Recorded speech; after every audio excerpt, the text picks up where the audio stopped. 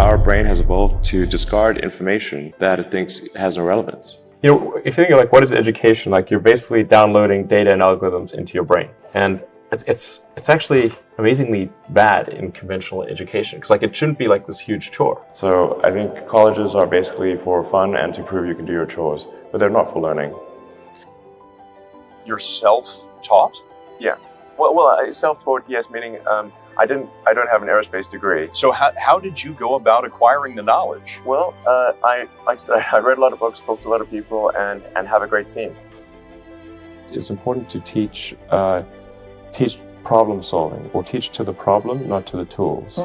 So this would be like, let's say you're trying to teach people about how engines work, or you could start by a more traditional approach would be to say, well, we're going to teach you all about screwdrivers and wrenches, and you're going to have a course on screwdrivers, a course on wrenches, and all these things. And this is a very difficult way to do it. A much better way would be like, here's the engine. Now let's take it apart. How are we going to take it apart? Oh, you need a screwdriver. That's what the screwdriver is for. You need a wrench. That's what the wrench is for. And then a very important thing happens, which is that the relevance of the tools becomes apparent. You don't need college to learn stuff, okay? Everything is available basically for free. You can learn anything you want for free. It is not a question of learning. There is a value that colleges have, which is like, seeing whether can somebody work hard at something, including a bunch of sort of annoying homework assignments, and still do their homework assignments, and kind of soldier through and get it done. That's like the main value of college. And then also, if you probably want to hang around with a bunch of people your own age for a while instead of going right into the workforce. So I think colleges are basically for fun and to prove you can do your chores, but they're not for learning. Generally, you want education to be like as close to a video game as possible, like a good video game. Like, you do not need to tell your kid to play video games. They will play video games on autopilot all day. So if you can make it interactive and engaging, then you can make education far more compelling and far easier to do. So you really want to disconnect the whole grade level thing from the subjects. Allow people to progress at the fastest pace that they can or are interested in each subject. It seems like a really obvious thing.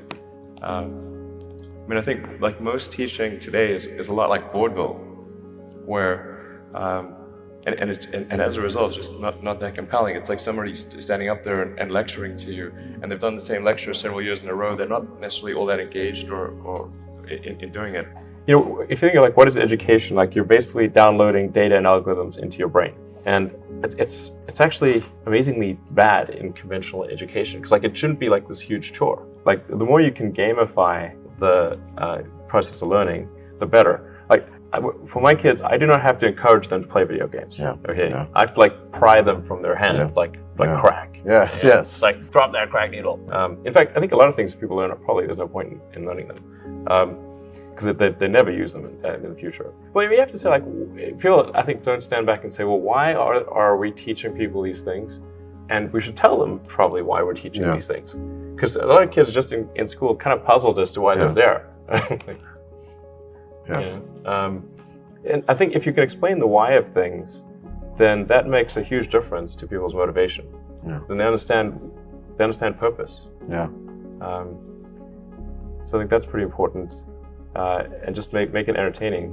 But I think just in general, like conventional education should be massively overhauled. And I'm sure you very much agree with that. But well, people do not think critically enough. I mean, critical thinking is a skill in short supply, where people take too many things they assume too many things to be true without sufficient basis in that belief.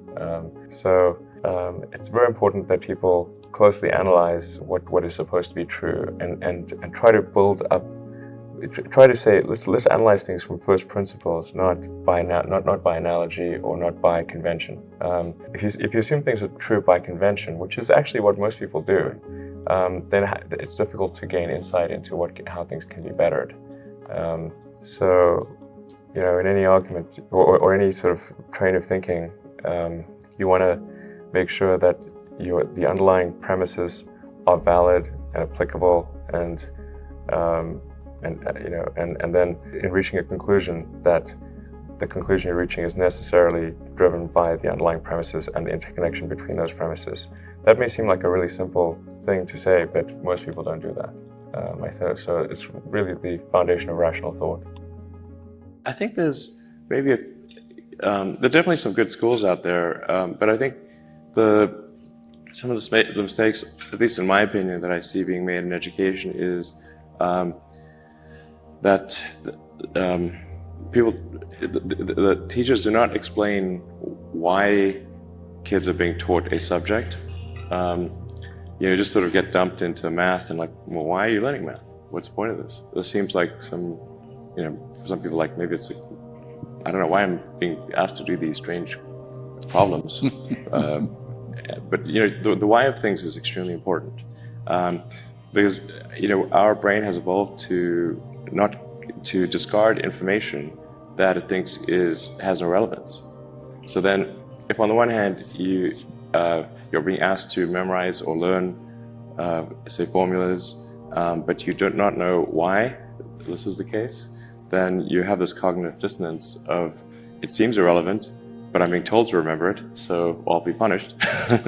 so I better remember it. But so the why of things is very important, and then being able to, and then picking kind of a problem, and then using various educational tools to solve that problem, like using math or physics or economics to solve that problem, is far more engaging than teaching the tools.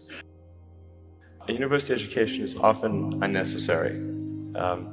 That's not to say it's unnecessary for all people, but I think you probably learn about as much, or the vast majority of what you're going to learn there in the first 2 years, and most of it is from your classmates. Now for a lot of companies, they do want to see the completion of the degree, because they're looking for someone who's going to persevere and see it through to the end. And that's actually what's important to them.